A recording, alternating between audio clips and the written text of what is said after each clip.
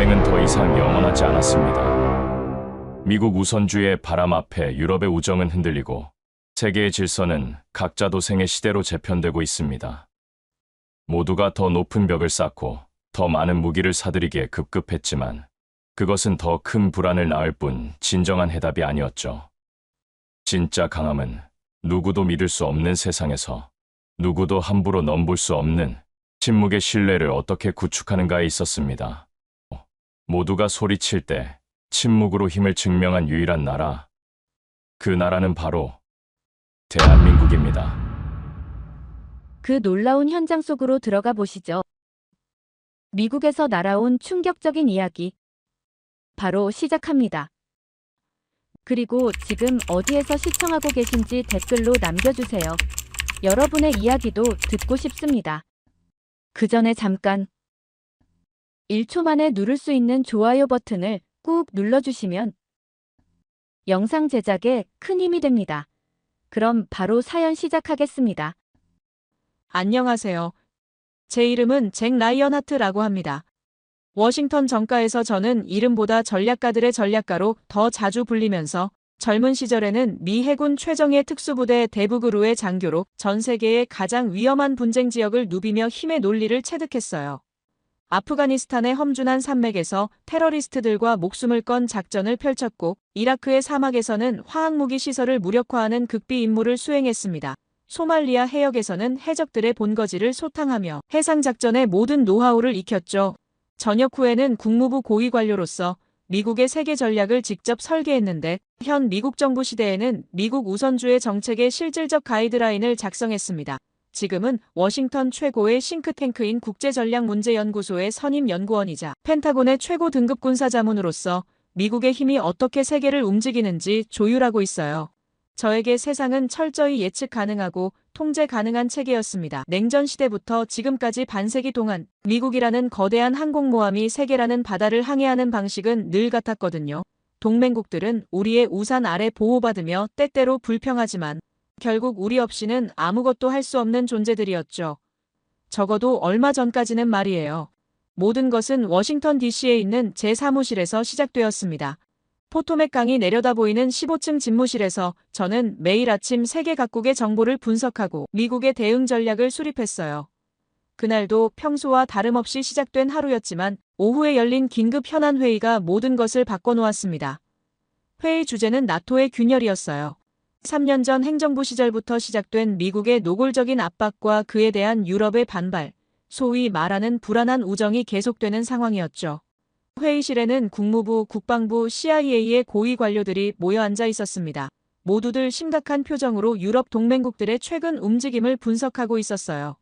독일이 미군 주둔비 증액을 거부하며 자체 국방력 강화에 나선 것, 프랑스가 미국 주도의 나토 체제에서 벗어나 유럽군 창설을 주장하는 것, 영국마저 브렉시트 이후 독자 노선을 강화하고 있는 현실이 하나하나 보고되었습니다. 저는 회의를 주재하며 단호하게 결론을 내렸어요. 유럽의 자주 국방 논의는 그저 정치적인 수사에 불과하며 그들의 겉도는 관계는 결국 미국의 영향력 아래 다시 정리될 것이라고 말했습니다. 이는 저에게 너무나 당연한 사실이었거든요. 유럽 국가들이 아무리 목소리를 높여도 실제 국방 예산은 턱없이 부족했고 첨단 군사기술은 여전히 미국에 의존하고 있었으니까요. 러시아나 중국 같은 실질적 위협 앞에서는 결국 미국의 보호막이 절실할 수밖에 없는 것이 현실이었습니다. 회의를 마치고 사무실로 돌아와 습관처럼 AI, 전쟁 시뮬레이션 바랄라의 로그를 확인했습니다. 바랄라는 제가 십수년간 구축해온 완벽한 시스템이에요. 전 세계의 모든 군사 변수와 지정학적 데이터를 기반으로 미래의 전쟁을 예측하죠. 위성 정보, 군사 배치 현황, 경제 지표, 정치적 안정성, 기술 수준까지 수천 개의 변수를 실시간으로 분석해 어떤 분쟁이든 그 결과를 정확히 예측할 수 있었습니다.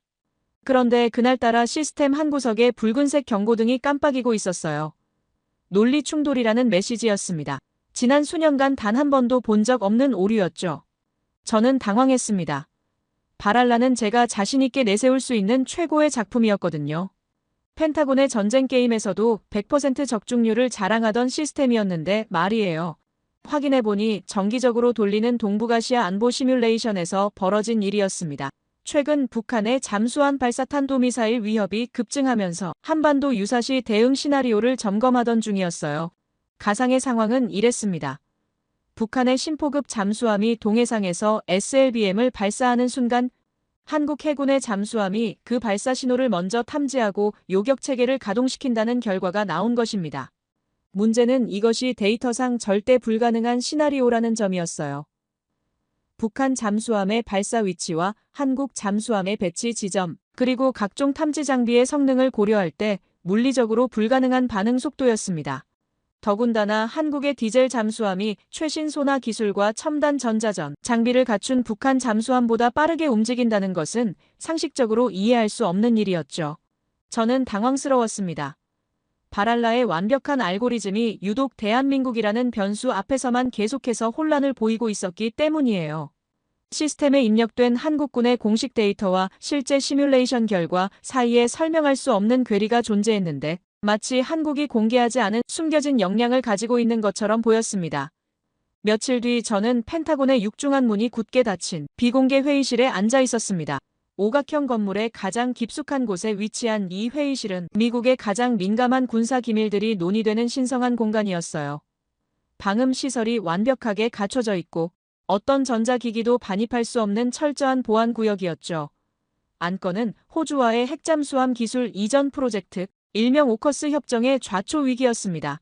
오커스는 미국이 영국과 함께 호주의 핵추진 잠수함 기술을 이전하는 역사적인 프로젝트였어요. 1958년 영국의 핵잠수함 기술을 제공한 이후 무려 60년 만에 처음으로 이뤄지는 핵심 기술 공유였죠. 하지만 행정부의 등장과 함께 모든 것이 뒤바뀌었습니다. 미국 우선주의를 내세운 새 정부는 모든 국제 협력 프로젝트를 재검토하기 시작했고 오커스도 예외가 아니었어요. 회의실에는 해군작전부장, 국방차관, 국가안보회의 고위 관계자들이 모여 앉아 있었습니다. 모두들 심각한 표정으로 호주 측의 산업 기반 부족 문제와 미국 내 기술 유출 우려를 논의하고 있었어요. 호주는 분명 믿을 만한 동맹국이지만 핵잠수함을 건조할 만한 기술적 토대가 부족했거든요. 조선업 자체가 거의 소멸된 상태였고 원자력 기술 경험도 전무했습니다. 더 심각한 문제는 미국 내부의 반대 여론이었는데 의회에서는 핵 확산 우려를 제기하며 기술 이전 자체를 반대하는 목소리가 높아지고 있었고 군수업체들은 자신들의 독점적 지위가 흔들릴 것을 우려하고 있었습니다. 핵잠수함 건조는 미국 조선업계의 마지막 보루였기에 민간 조선업이 아시아 국가들에게 완전히 밀린 상황에서 군함 건조만큼은 절대 내줄 수 없는 영역이었죠. 회의 내내 갑론을박이 오갔지만 결론은 하나로 모아지고 있었습니다. 미국 외에는 대안이 없다는 것이었어요. 유럽 국가들은 자체 기술력이 부족했고 일본은 평화헌법에 발목이 잡혀 있었습니다. 러시아나 중국은 당연히 고려 대상이 아니었고 인도는 아직 기술적으로 미성숙했죠. 결국 핵잠수함이라는 인류 최고의 전략 무기를 다룰 수 있는 나라는 미국뿐이라는 것이 중론이었습니다. 모두가 체념하려던 순간 회의실 구석에 앉아있던 젊은 해군 정보장교 한 명이 조심스럽게 입을 열었어요. 그는 최근 아시아 태평양 지역 해군력 분석을 담당하는 소령이었는데 평소에는 거의 발언하지 않던 인물이었습니다.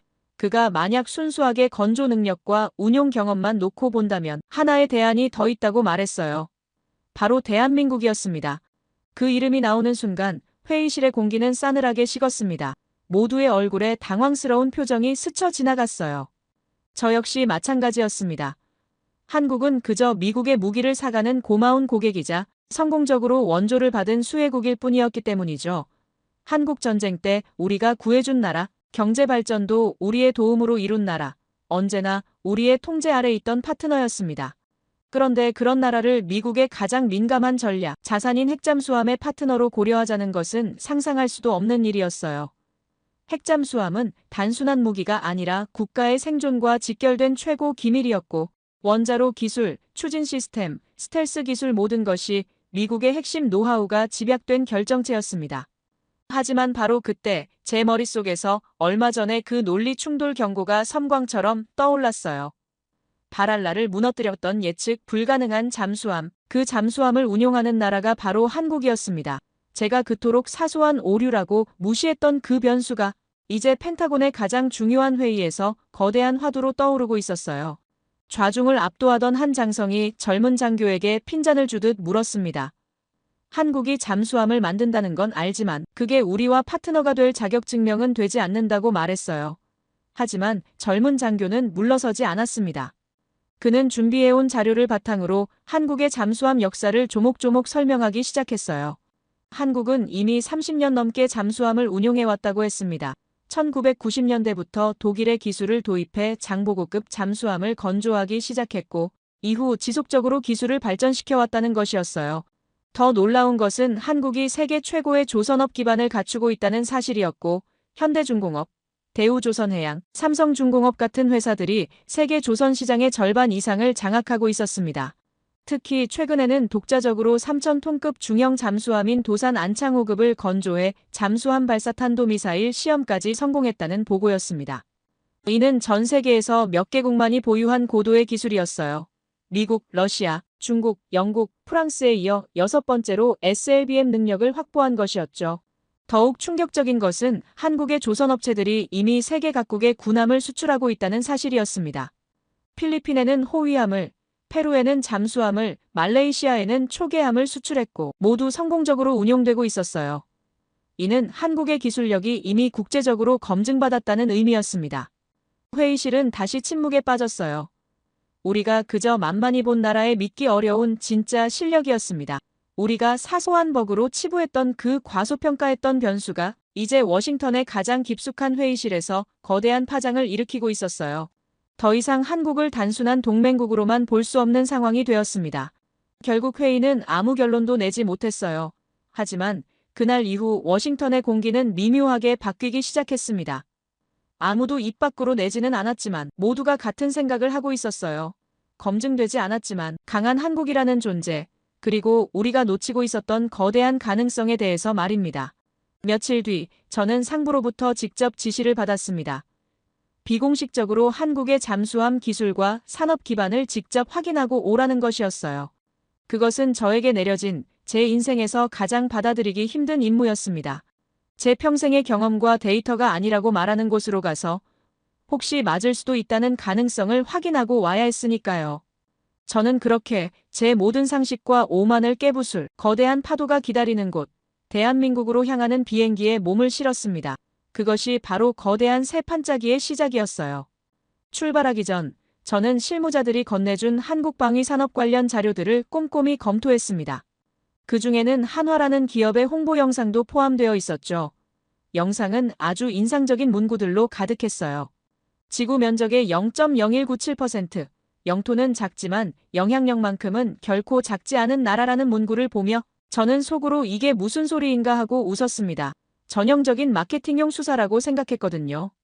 작은 나라들이 자존감을 부풀리기 위해 흔히 쓰는 과장된 표현 정도로 여겼어요. 하지만 지금 돌이켜보면 그 순간의 제 편견이야말로 얼마나 무지했는지 뼈저리게 느끼게 됩니다. 태평양을 가로지르는 10시간이 넘는 비행 동안 저는 계속해서 한국에 대한 정보를 정리했습니다. 공식 데이터들을 보면 분명 인상적이었어요.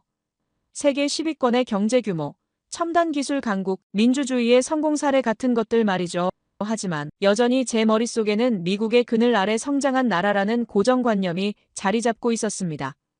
한국전쟁 때 우리가 구해준 나라, 경제개발도 우리의 원조로 시작된 나라라는 생각에서 벗어날 수 없었어요. 인천국제공항에 도착했을 때 저를 맞이한 사람은 국방과학연구소의 차민준 선임연구원이었습니다. 50대 초반으로 보이는 그는 과장된 의전 없이 담백하게 악수를 청했어요. 공항에서부터 느껴지는 것은 놀라운 효율성이었습니다. 모든 시설이 최신식으로 갖춰져 있었고 사람들의 움직임도 질서정연했죠. 마치 거대한 기계가 정확하게 돌아가는 것 같은 느낌이었어요. 차민준 연구원과 함께 대한민국의 산업심장부인 남쪽으로 향하는 길에 저는 창밖 풍경에 압도당했습니다. 서울에서 부산까지 이어지는 고속도로 양옆으로는 빌딩과 바다, 그리고 산들이 고루고루 펼쳐져 있었고 그 사이사이로 현대적인 휴게소들과 공장들, 그리고 물류센터들이 자리 잡고 있었어요. 이 모든 것이 불과 70년 전 전쟁의 폐허 위에 세워진 것이라는 사실이 믿기지 않았습니다. 차 안에서 차민준 연구원은 창밖 풍경을 설명하며 한국이 전쟁의 폐허 속에서 어떻게 지금의 모습을 갖추게 되었는지 담담하게 이야기했어요. 그는 한국 전쟁 직후 1인당 국민소득이 지금의 아프리카보다도 낮았다고 말했습니다. 하지만 한국인들은 포기하지 않았다고 했어요. 교육에 목숨을 걸었고 기술 습득에 온 국력을 쏟아부었다고 설명했습니다. 저는 그의 설명 중간에 날카롭게 파고들었어요. 유럽의 총과 버터 딜레마를 언급하며 한국은 어떻게 이 정도의 국방 인프라와 사회 발전을 동시에 이룰 수 있었냐고 물었습니다. 유럽 국가들은 국방비를 늘리려면 복지 예산을 줄여야 하는 딜레마에 시달리고 있었거든요. 독일도 프랑스도 모두 이 문제로 정치적 갈등을 겪고 있었어요. 차민준 연구원은 잠시 저를 바라보더니 무게감 있는 목소리로 대답했습니다. 저희에게 국방은 총이 아니라 버터를 담는 그릇이라고 말했어요. 그릇이 깨지면 모든 것을 잃으니까요. 선택이 아니라 생존의 문제라고 했습니다. 그 순간 제 머릿속을 지배하던 서구식 프레임에 처음으로 금이 가는 소리가 들렸어요. 국방과 복지를 대립적으로 보는 이분법적 사고가 얼마나 피상적인지 깨닫게 되었습니다. 몇 시간을 더 달려 도착한 거제도의 한화오션 조선소는 제가 상상했던 공장의 개념을 완전히 파괴하는 곳이었습니다. 삼엄한 보안 절차를 거쳐 들어선 그곳은 마치 살아 움직이는 강철의 도시와도 같았어요. 수백 미터 높이의 초대형 크레인들이 하늘을 가득 메우고 있었고 그 아래에서는 거대한 선박들이 차례차례 만들어지고 있었습니다. 제 눈앞에서는 액화 천연가스 운반선들이 마치 거대한 건물들처럼 만들어지고 있었어요. 한 척의 길이가 300m가 넘어 보였는데 이는 미 해군의 최신 항공모함과 맞먹는 크기였습니다. 더 놀라운 것은 이런 초대형 선박이 동시에 여러 척씩 건조되고 있다는 사실이었어요. 이 정도 규모의 조선소는 전 세계 어디에서도 보기 힘든 것이었습니다. 그 광경을 보고 있던 제 머릿속에 출발 전 영상에서 봤던 문구가 섬광처럼 스쳐 지나갔습니다. 글로벌 에너지 시장을 주도하고 전 세계 바다에 가장 많은 LNG 운반선을 띄우며라는 표현이 과장이 아니었어요. 제 눈앞에 펼쳐진 부인할 수 없는 사실이었습니다. 차민준 연구원은 저기 보이는 액화 천연가스 운반선 한 척의 가격이 미 해군의 최신 구축함과 맞먹는다는 사실을 알려주었어요. 그러면서 한국의 조선업체들이 이런 초고난도 선박을 전 세계 시장의 70% 이상 독점하고 있다고 설명했습니다. 저는 그 엄청난 기술력과 규모에 압도당했어요. 이것이 바로 그들이 말한 영토는 작지만 영향력만큼은 결코 작지 않은 나라의 실체였습니다. 작업장을 둘러보며 저는 또 다른 충격을 받았어요. 모든 공정이 자동화되어 있었고 로봇들이 정밀하게 용접 작업을 하고 있었으며 인공지능이 품질을 실시간으로 관리하고 있었습니다. 이는 미국의 최첨단 공장에서나 볼 수 있는 수준이었어요. 아니, 어떤 면에서는 그보다도 더 앞서 있었습니다.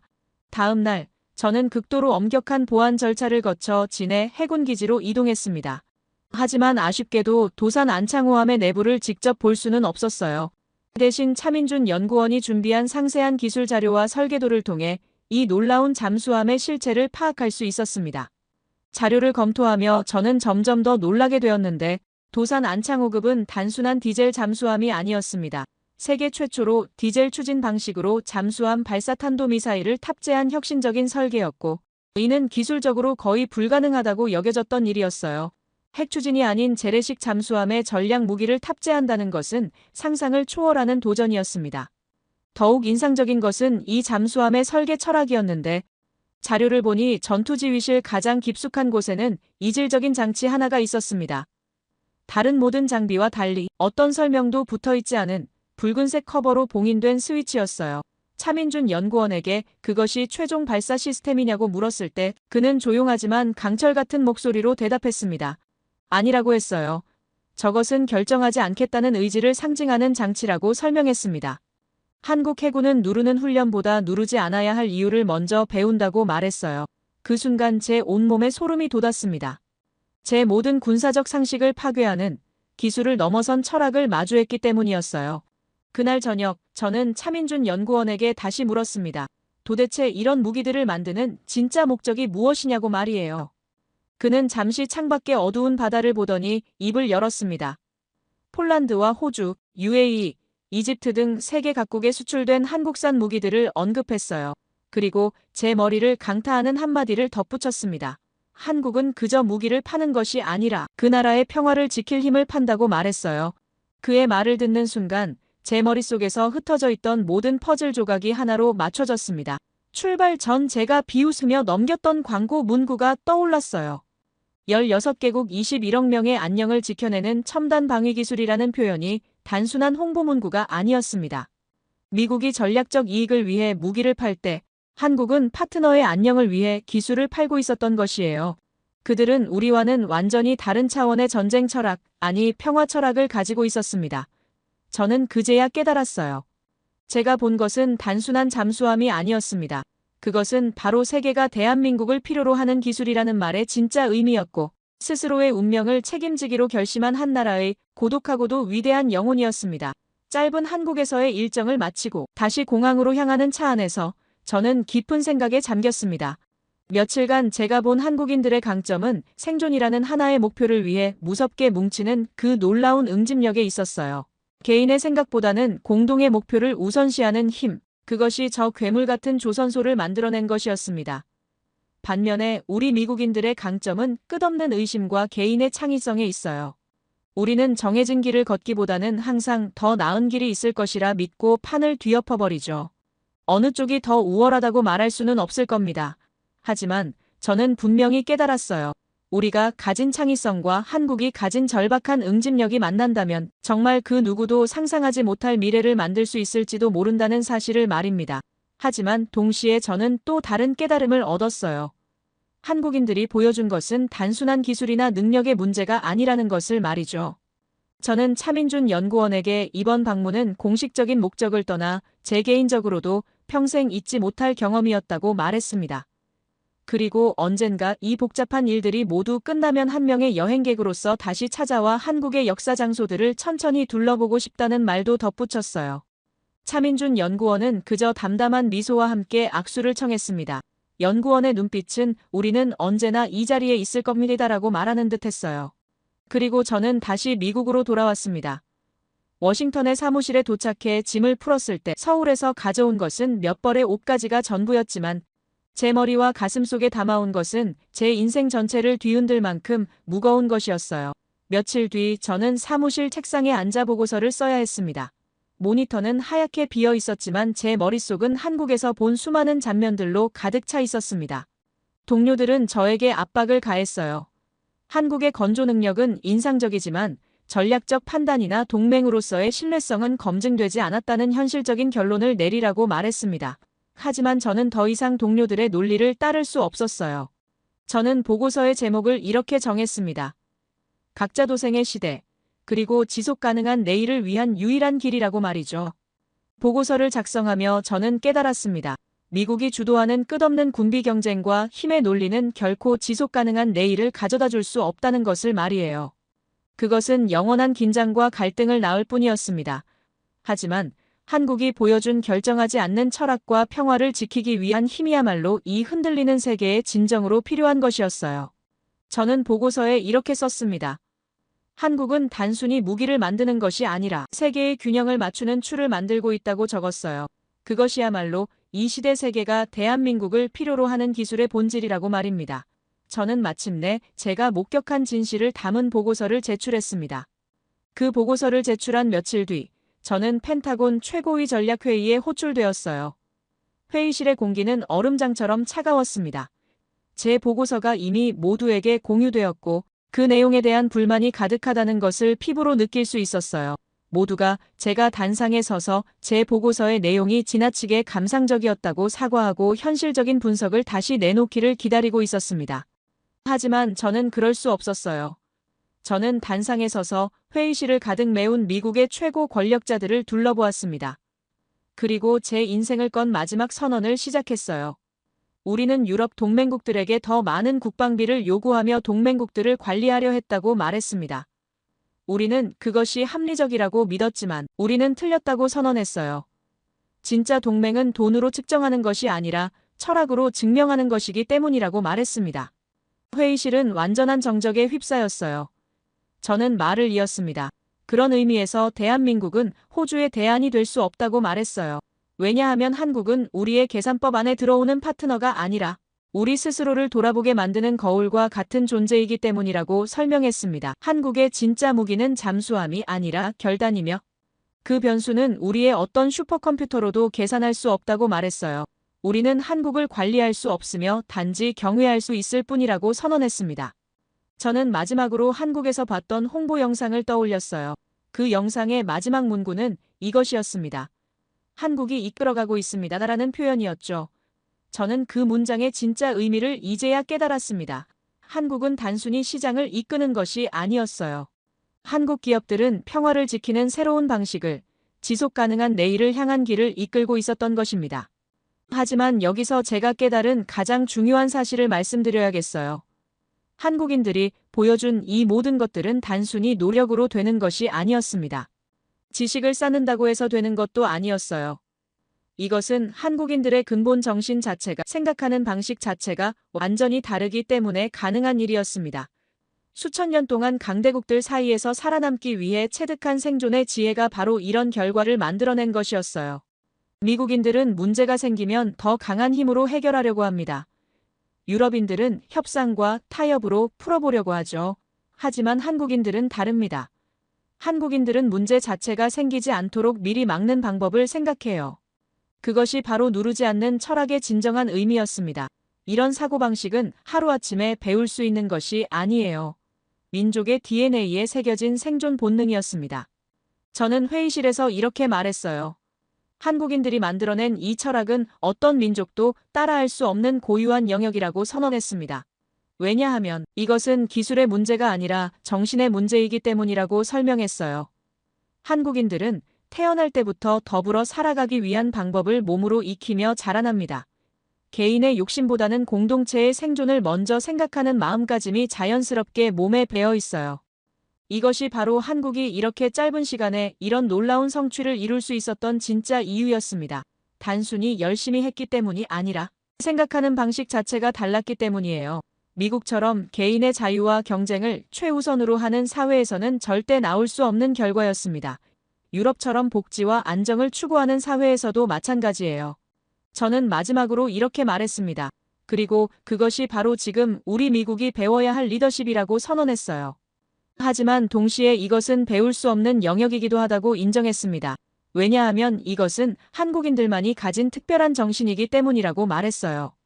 그 순간 저는 제 모든 것을 걸었다는 것을 깨달았습니다. 제 경력, 제 명성, 제가 쌓아 올린 모든 것을 말이죠. 하지만 이상하게도 마음은 평온했어요. 저는 마침내 제가 목격한 진실을 제 입으로 말했기 때문입니다.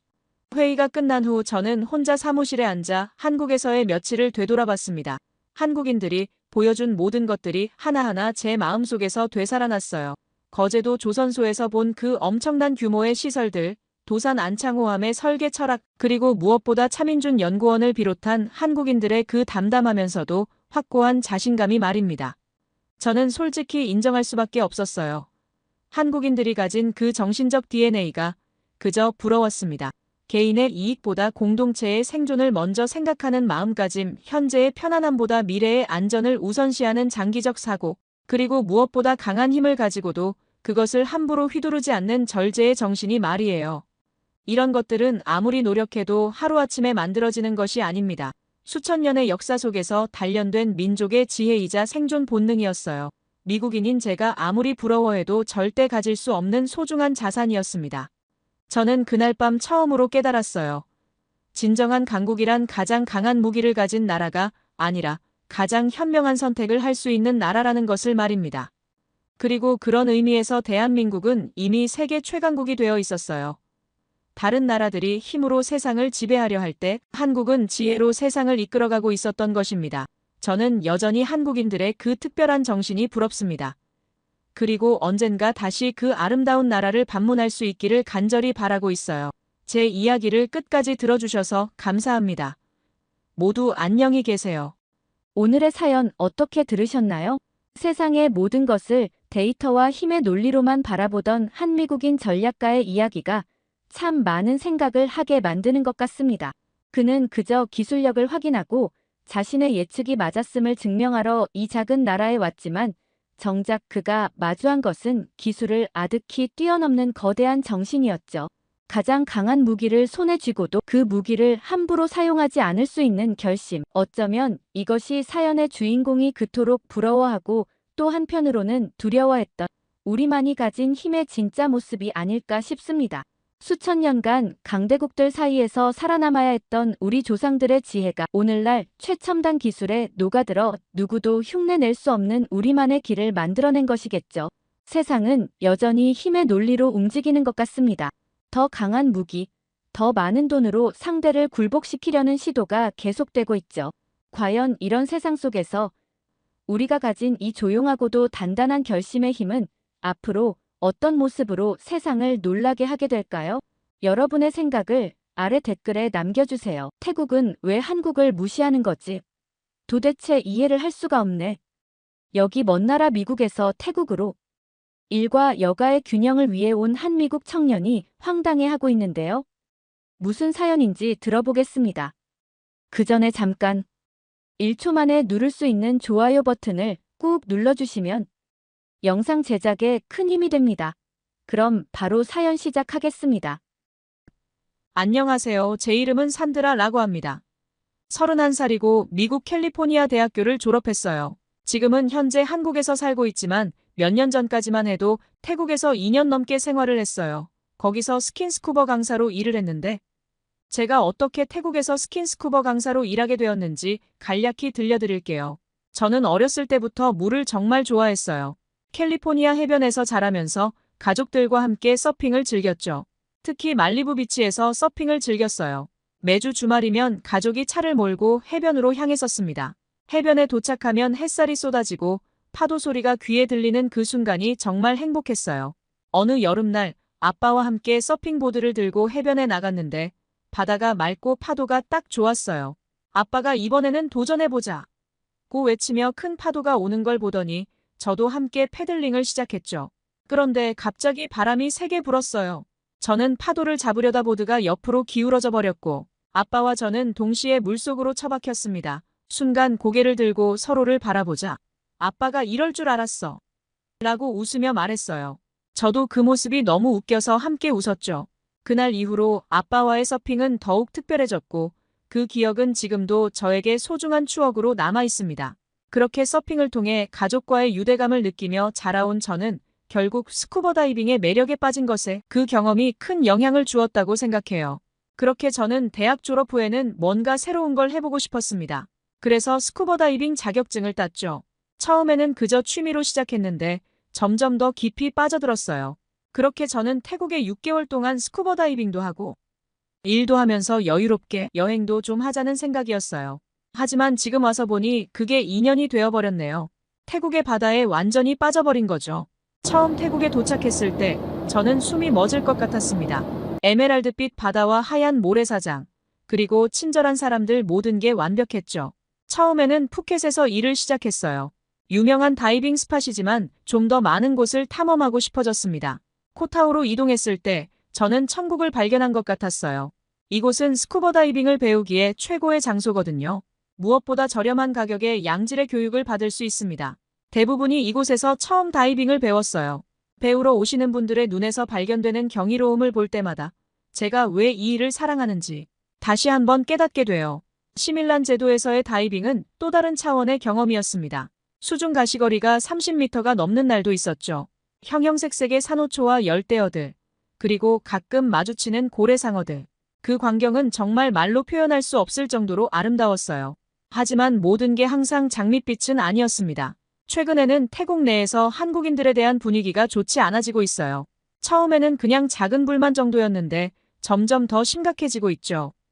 심지어 일부 상점에서는 한국인 출입금지 표지판까지 걸더라고요. 특히 얼마 전에 있었던 태국 인플루언서의 한국 입국 거부 사건은 상황을 더욱 악화시켰습니다. 그 인플루언서가 SNS에 올린 글이 태국 전역으로 퍼지면서 한국에 대한 부정적인 감정이 급속도로 확산됐죠. 그리고 불법 체류자 문제와 그로 인한 사회적 갈등이 심화되고 있다는 걸 알게 되었을 때 한국과 태국 관계가 심상치 않음을 느꼈습니다. 한국 내에 불법 체류 중인 태국인들의 수가 급증하고 이들 중 상당수가 불법 마약 거래와 불법 성매매 같은 중범죄에 직접적인 연관이 되었다는 점이었습니다.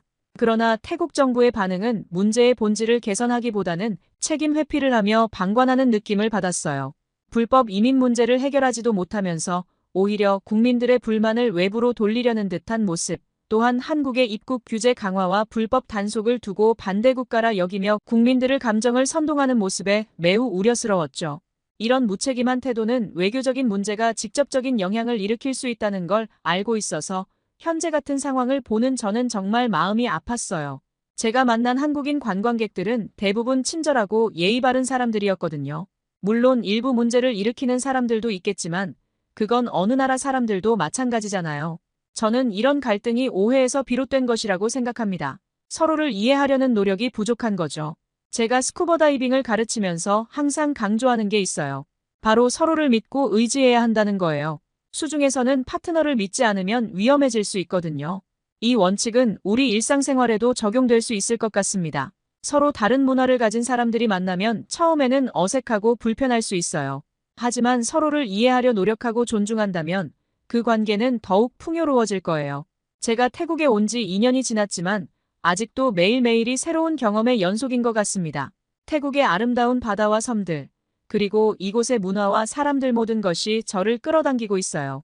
물론 가끔은 고향이 그립기도 해요.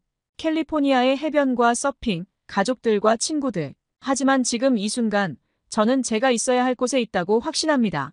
앞으로 어떤 일이 일어날지 모르겠지만 한 가지는 확실해요. 제가 태국에서 보낸 이 시간들은 제 인생에서 가장 소중한 추억이 될 거예요. 그리고 언젠가 이곳을 떠나게 되더라도 제 마음의 한 부분은 항상 이 에메랄드빛 바다에 머물러 있을 거예요.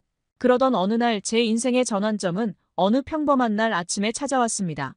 늘 그랬듯이 코타우 해변에서 다이빙 준비를 하고 있었죠. 그날따라 장비를 챙기는 걸 깜빡해서 잠깐 자리를 비웠는데 그때 일어난 일이 지금도 생생해요. 멀리서 누군가 소리치는 게 들렸습니다. 저기 봐요. 물에 빠진 사람이 있어요. 그 순간 저는 얼어붙었어요. 다이빙 강사인 제가 이런 상황에서 망설이다니 지금 생각해도 부끄럽네요. 그때 한 남자가 번개같이 물로 뛰어들었습니다. 그는 빠르고 정확한 동작으로 물에 빠진 사람을 구조했고 해변으로 끌어내자마자 심폐소생술을 시작했죠. 저는 그저 멍하니 지켜볼 수밖에 없었어요. 다행히 물에 빠졌던 사람은 곧 의식을 되찾았고 주변에서는 안도의 한숨과 함께 박수 소리가 터져나왔어요. 그제서야 저는 정신을 차리고 구조자에게 다가갔죠. 정말 대단해요. 당신이 아니었다면 큰일 날 뻔했어요. 그가 고개를 들어 저를 바라보았을 때 저는 그의 눈에 푹 빠져버렸어요. 따뜻하면서도 강인한 눈빛이었죠. 아, 별 말씀을요. 누구라도 그렇게 했을 거예요.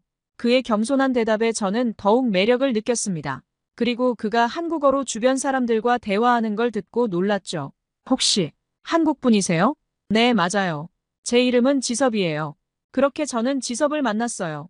그는 영어도 유창했고 태국어도 꽤 능숙하게 구사했죠. 저는 그의 다재다능함에 감탄했습니다. 우리는 그 후로 자주 만나게 됐어요. 지섭도 저처럼 태국에 온 지 6개월 정도 됐다고 하더라고요. 그는 한국의 한 대기업에서 일하다가 새로운 도전을 위해 잠시 머리를 식히러 태국으로 왔다고 했습니다. 시간이 지날수록 우리는 서로에게 더 깊은 감정을 느꼈어요. 지섭의 따뜻한 마음과 지적인 면모, 그리고 모험을 즐기는 성격이 저와 너무 잘 맞았죠. 우리는 자연스럽게 연인 관계로 발전했습니다. 그리고 우리의 관계가 깊어질수록 저는 한국과 태국 사이의 복잡한 관계에 대해 더 많이 알게 됐어요. 지섭은 자주 한국과 태국의 역사와 현재 상황에 대해 이야기했죠. 태국은 한국 전쟁 때 우리나라를 도와준 유일한 아시아 국가야. 그래서 우리나라 사람들은 태국에 대해 특별한 감정을 가지고 있어. 지섭의 말에 저는 놀랐어요. 그동안 몰랐던 두 나라의 역사적 유대감을 알게 된 거죠. 하지만 동시에 현재의 갈등 상황에 대해서도 들었습니다.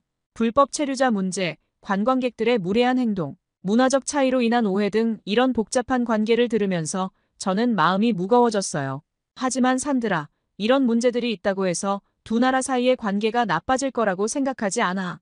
오히려 이런 어려움을 함께 극복하면서 더 강한 유대감을 가질 수 있을 거야. 지섭의 긍정적인 태도에 저는 용기를 얻었어요. 그의 말처럼 어떤 관계든 문제가 있기 마련이지만 그것을 어떻게 해결해 나가느냐가 중요한 거죠. 우리의 대화는 늘 이렇게 깊이 있고 의미 있었습니다. 저는 지섭을 통해 단순히 연애만 하는 게 아니라 세상을 바라보는 새로운 시각을 얻게 됐죠. 지섭과 함께 보내는 시간이 늘어날수록 저는 태국에 대해 더 깊이 이해하게 됐어요. 동시에 한국에 대해서도 많이 알게 됐고요. 두 나라 사이의 관계가 복잡하다는 걸 알면서도 저는 오히려 더 희망을 느꼈습니다. 왜냐하면 지섭과 제가 서로 다른 문화를 가진 사람들이지만 우리는 서로를 이해하고 사랑하게 됐으니까요. 어쩌면 우리의 관계가 한국과 태국의 관계 개선을 위한 작은 시작이 될 수 있지 않을까요? 지섭과의 대화를 통해 태국과 한국의 관계에 대해 많이 알게 되었지만 그것은 빙산의 일각에 불과했어요. 어느 날 지섭이 제게 태국과 중국의 관계에 대해 이야기해 주었는데 그 내용이 정말 흥미로웠습니다. 산들아, 태국과 중국의 관계는 정말 복잡해. 수백 년에 걸친 역사적 유대감이 있지만 최근에는 여러 가지 문제들이 생기고 있어. 지섭의 말에 저는 궁금증이 생겼어요. 어떤 문제들이 있는 거예요? 그때 지섭이 최근에 일어난 사건에 대해 말해 주었어요. 방콕의 차크리 마하프라삿 왕궁 근처에서 중국인 부부가 자신들의 어린 딸에게 소변을 보게 한 사건이었죠. 태국 사람들에게 왕궁은 정말 신성한 곳이야. 그런 곳에서 저런 일이 일어났다는 게 태국 사람들에게는 정말 큰 충격이었을 거야. 지섭의 말을 들으며 저는 깊은 충격을 받았어요. 어떻게 그런 곳에서 그런 행동을 할 수 있을까요? 더구나 어린아이에게요. 그 사진이 SNS에 퍼지면서 태국 사람들의 분노가 폭발했어. 많은 사람들이 중국인들이 태국 문화를 무시한다고 비난했지. 저는 그 말을 듣고 마음이 무거워졌어요. 문화의 차이를 이해하지 못하고 존중하지 않는 행동이 얼마나 큰 문제를 일으킬 수 있는지 실감했죠. 태국에서는 왕실을 모욕하면 3년에서 15년까지 징역형에 처할 수 있대. 그만큼 왕실을 중요하게 여기는 거지. 저는 그 말을 듣고 깜짝 놀랐어요. 한 국가의 문화와 전통을 존중하는 것이 얼마나 중요한지 다시 한번 깨달았죠. 하지만 이런 일이 처음은 아니야. 작년에는 왕궁 앞 광장에서 비키니 차림으로 일광욕하는 외국인 여성들 사진이 퍼져서 논란이 됐었어. 저는 그 말을 듣고 한숨을 쉬었어요. 여행을 갈 때마다 그 나라의 문화와 관습을 존중해야 한다고 생각했는데 그렇지 않은 사람들이 많다는 사실이 안타까웠죠. 중국 정부도 이런 문제를 인식하고 있어서 자국민들에게 해외여행 시 매너에 주의하라는 안내문을 자주 발표하고 있대. 지섭의 말을 들으며 저는 생각에 잠겼습니다. 제가 스쿠버 다이빙을 가르치면서 항상 마음속에 신념이 있는데 바로 환경을 존중하라는 거죠. 바닷속 생태계를 해치지 않도록 조심하라고 말이에요. 이와 마찬가지로 우리가 다른 나라를 여행할 때도 그 나라의 문화와 전통을 존중해야 한다는 걸 깨달았어요. 그것이 진정한 여행의 의미가 아닐까요? 산들아, 이런 문제들이 있다고 해서 중국과 태국의 관계가 완전히 나빠진 건 아니야. 여전히 중국은 태국의 가장 큰 관광객 출신국이고 경제적으로도 중요한 파트너야. 하지만 이런 문화적 충돌이 계속된다면 앞으로 문제가 더 커질 수도 있겠지. 지섭의 말을 들으며 저는 국가 간의 관계가 얼마나 복잡한지 다시 한번 느꼈습니다. 경제적 이해관계, 역사적 배경, 그리고 현재의 문화적 충돌까지 이 모든 것들이 얽혀 있는 거죠. 이 대화를 통해 저는 제가 태국에 살면서도 아직 모르는 게 너무 많다는 걸 깨달았어요. 앞으로는 태국의 문화와 전통에 대해 더 깊이 공부해야겠다고 다짐했죠. 태국에서의 2년이 눈 깜짝할 사이에 지나갔습니다. 스쿠버 다이빙 강사로서의 일상과 지섭과의 사랑에 푹 빠져있던 제게 변화의 시기가 찾아왔죠. 제 비자 기간이 끝나가고 있었거든요. 지섭도 태국에서 계획했던 기간이 마무리되어 한국으로 돌아갈 준비를 하고 있었어요. 우리의 시간이 맞물려 끝나는 게 운명 같았죠. 처음엔 정말 당황스러웠어요. 태국에서의 삶이 너무나 완벽했거든요. 하지만 동시에 이것이 새로운 모험의 시작이 될 수 있다는 생각이 들었습니다. 지섭과 저는 밤새 이야기를 나눴어요. 한국에서의 삶은 어떨지, 제가 그곳에서 적응할 수 있을지 수많은 걱정과 기대가 교차했죠. 결국 우리는 함께 한국으로 가기로 결정했어요. 짐을 정리하고 태국에서의 마지막 날들을 보내면서 이곳에서의 추억들이 주마등처럼 스쳐 지나갔어요. 에메랄드빛 바다, 친절한 사람들, 맛있는 음식 모든 것이 그리워질 거라는 걸 알았죠. 드디어 출국하는 날이 왔어요. 수완나품 공항에 도착했을 때 저는 이상한 긴장감을 느꼈습니다. 공항 밖의 분위기에서부터 뭔가 심상치 않았거든요. 체크인 카운터 앞에서 긴 줄이 늘어서 있었어요. 그런데 그 줄이 좀처럼 줄어들지 않았죠. 가까이 다가가 보니 많은 태국인들이 출국 문제로 어려움을 겪고 있는 걸 볼 수 있었습니다. 한 젊은 여성이 흐느끼며 공항 직원과 이야기하는 모습이 눈에 띄었어요. 그녀의 비자에 문제가 있는 것 같았죠. 다른 한편에선 중년 남성이 목소리를 높이며 뭔가를 항변하고 있었습니다. 그 광경을 보면서 제 마음이 무거워졌어요. 저도 얼마 전까지 비자 문제로 고민했던 사람이었으니까요. 그들의 절박한 표정을 보며 국경을 넘나드는 일이 얼마나 복잡하고 어려운 일인지 다시 한번 실감했죠. 지섭이 제 손을 꼭 잡아주었어요. 그의 따뜻한 손길에 조금은 안심이 되었지만 여전히 마음 한구석이 불편했습니다. 우리는 무사히 출국할 수 있을까? 한국에서는 어떤 삶이 기다리고 있을까? 체크인 카운터로 한 걸음 한 걸음 다가갈 때마다 심장이 더 빠르게 뛰었어요. 드디어 우리 차례가 되었을 때 저는 깊게 숨을 들이마셨어요. 여권을 건네며 이 순간이 제 인생의 큰 전환점이 될 거라고 생각했죠. 태국을 떠나 한국으로 향하는 이 여정이 어떤 새로운 모험을 가져다 줄지 기대되면서도 두려웠어요. 공항 직원이 제 여권을 확인하는 동안 저는 마지막으로 태국에서의 시간들을 되새겼어요. 그러던 중 모든 게 괜찮습니다. 좋은 여행 되세요. 공항 직원의 말에 저는 안도의 한숨을 내쉬었어요. 지섭과 함께 보딩 게이트로 향하면서 저는 이 새로운 모험이 우리에게 어떤 이야기를 들려줄지 기대에 부풀었습니다. 태국에서의 장은 막을 내렸지만 한국에서의 새로운 장이 시작되려 하고 있었죠. 비행기에 오르며 저는 다짐했어요. 이 새로운 땅에서도 태국에서처럼 열린 마음으로 모든 것을 받아들이고 배우겠다고. 그리고 지섭과 함께라면 어떤 어려움도 극복할 수 있을 거라고 믿었습니다. 그렇게 우리는 한국에 도착하자마자 인천국제공항의 현대적이고 효율적인 모습에 깜짝 놀랐어요. 태국의 수완나품 공항과는 정말 달랐거든요. 깔끔하게 정돈된 시설, 빠른 입국 절차, 그리고 친절한 직원들, 이 모든 게 새롭고 신선하게 느껴졌죠. 공항에서 나와 서울로 향하는 길에서도 놀라움의 연속이었어요. 잘 정비된 도로, 깨끗한 거리, 그리고 곳곳에 보이는 첨단 기술의 흔적들. 특히 눈에 띄었던 건 도시 곳곳에 있는 공원들이었어요. 바쁜 도시 생활 속에서도 자연과의 조화를 추구하는 모습이 정말 인상적이었죠. 한국에 온 지 얼마 안 됐을 때 저는 SNS에서 화제가 되고 있는 삐끼삐끼 춤에 대해 알게 됐어요.